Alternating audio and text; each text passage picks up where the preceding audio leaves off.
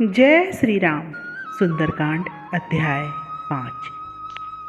रावण के दूत भगवान की सेना को देख आए थे। दूतों से उनका समाचार सुन वह मन में सोच रखकर ऊपर से गाल बजाने लगा कि अहो, काल के वशीभूत होकर ये रीछ और वानर युद्ध में मुझ जैसे वीर से लड़कर विजय प्राप्त करना चाहते हैं। राम तो सीता के वियोग में दुर्बल है, लक्ष्मण अभी लड़का ही है, बाली का पुत्र अपने ही कुल का घातक है, उसे तो गिनता ही कौन है, और जामवान जलहीन मेघ की भांति निस्सार है। सुग्रीव किसी भी अर्थ का नहीं है और सारा ही वानर समाज कायर है। हाँ, मेरे अनुमान से इस वानरों में एक हनुमान अवश्य ही सूरवीर है।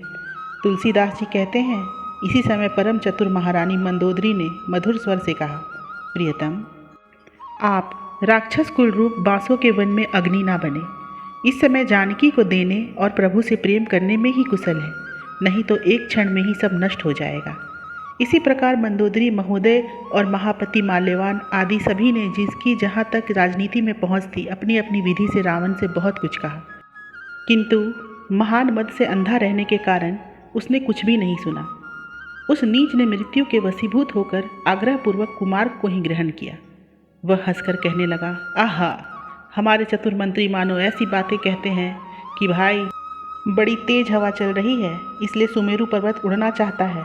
अरे रीछ वानर और मनुष्य तो राक्षसों के आहार हैं, तिस पर भी इन राजकुमारों को यही मांगी हुई सेना प्राप्त हुई है। काल का खेल तो देखो, आज चींटियों के पर लगने लगे। मेरे भाग्य से ही लोगों की चितचाही हुई है, इसी से उन्हें अनायास भरपेट आहार मिलता है। तुलसीदास जी कहते हैं, तब विभीषण प्रणाम करके कहा, महाराज, आपकी जैसी आज्ञा है वही होगा। सचमुच आज त्रिलोक में साहस और सैन्य बल में आपके समान कोई नहीं है, परंतु उधर का भी बल देख लीजिए। भगवान राम ने बलि वध के समय संकल्प मात्र से ही 7 ताल वृक्षों को वेध लिया था और बानर हनुमान ने खेल में ही लंका को भस्म कर दिया था।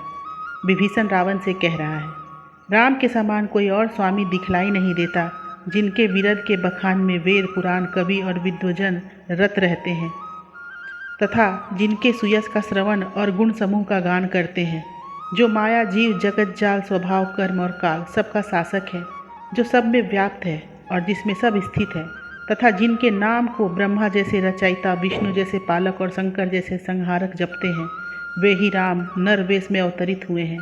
ऐसा जानो और मुझ दास की विनय मानकर ऐसी सलाह करो जिससे अंत में भला हो।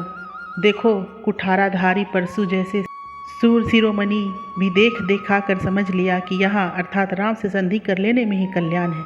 विभीषण की ये वाणी को विभूषित करने वाला वचन सुनकर रावण को अनुकूल होने पर भी अत्यंत प्रतिकूल तथा दुखमय और दूषित जान पड़े। अतः उसने हूम कर उसकी छाती में लात मारी। तब विभीषण, भैया, अच्छा, ऐसा कहकर रावण रूप घोर धाम को त्याग कर राम रूप कल्पवृक्ष की ओर चल पड़े। विभीषण अपनी माता के पास जाकर उनके चरणों में गिर वह सब वृत्तांत सुना दिया। माता बारंबार उन्हें समझाने लगी, भैया, उसके लात मारने से क्या हुआ, आखिर तो वह तेरा बड़ा भाई ही है। वह प्रथम तो तेरा स्वामी, दूसरे पिता के समान ज्येष्ठ भ्राता और तीस पर भी राक्षस कुल का तिलक है। उसके तो अपमान करने में भी तेरा बड़ा सम्मान ही है।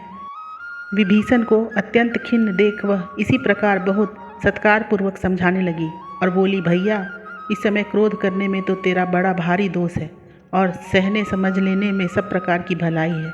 हाँ, यहाँ से विमुख होकर राम की शरण चले जाने में थोड़ी सी भलाई अवश्य है, फिर भी यदि लोक की रक्षा कर सको तो पूरी भलाई ही है। अर्थात भाई का पक्ष छोड़ने की अपेक्षा उसका पक्ष ग्रहण कर व्यवहार की रक्षा करना ही उत्तम है।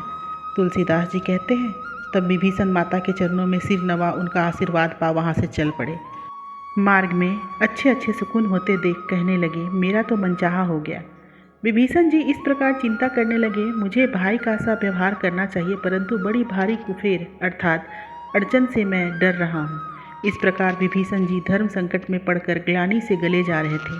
फिर उन्होंने निश्चय किया कि अच्छा, पहले भाई कुबेर से मिलकर फिर कृपा निधान भगवान राम से मिलूंगा। ऐसा सोचकर उन्होंने कुबेर के पास जाकर उनके चरण पकड़ लिए। कुबेर जी ने दौड़कर उन्हें उठाकर गले लगाया। फिर विभीषण से कुसमाचार सुन वे सुमेरु पर्वत पर खड़े खड़े सोच विचार करने लगे। उसी स्थान पर उन्हें श्री महादेव जी मिले। उन्होंने यह हितकर उपदेश दिया, विभीषण, तुम भगवान राम की शरण में जाओ। इसमें कोई शुभ दिन देखने की आवश्यकता नहीं है। हे तात, जिनका नाम क्लेश रूप समुद्र को सोखने के लिए अगस्त्य के समान है, उनके पास पहुंचने के लिए मेरा उपदेश मानकर तुम किसी प्रकार का बेड़ा मत बांधो, अर्थात किसी प्रकार की तैयारी मत करो। तुलसीदास जी कहते हैं, यह सुनकर विभीषण जी प्रसन्न होकर चल दिए। राह में उन्हें अनेकों शुभ शकुन हुए, मानो कोई कंगाल मनियों की ढेर लूटने के लिए जाता हो।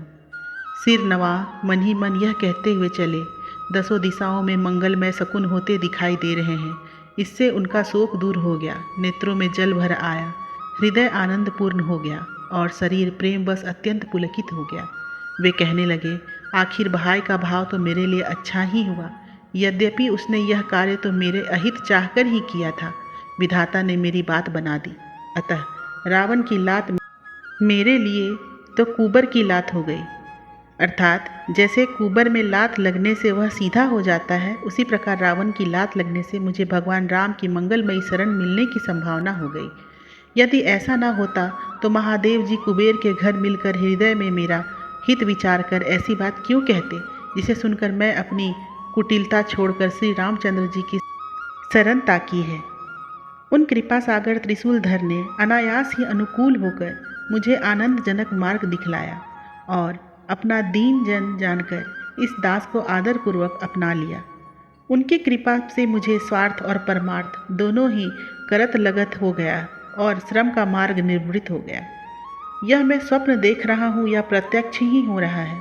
मेरी अवस्था तो ऐसी है कि मेरे सुख रूप अन्न को आज स्वयं देवता लोग सींच और ला रहे हैं, अर्थात मुझे अत्यंत सुख मिल रहा है। अब मैं अपने गुरु भगवान शंकर स्वामी सीतापति श्री राम और हितकारी हनुमान जी से जाकर मिलूँगा। अब मुझे करना ही क्या है, मुझे तो अब आघा कर अभीष्ट फल की सीमा मिल गई। कौन जाने मैं महान विषय का लोलुप विषयों की लालसा से परेशान होता हुआ कहाँ जाकर मरता। तुलसीदास जी कहते हैं, किंतु अब तो अभय दुधुम्भी बजाकर मैं रघुनाथ जी की ही भजन करूँगा। अहो, अब मैं गरीब निवाज भगवान राम के उन चरण कमलों को जाकर देखूँगा और नैनों का फल पाऊँगा, जो देवता और साधु समाज के लिए अत्यंत हितकर है।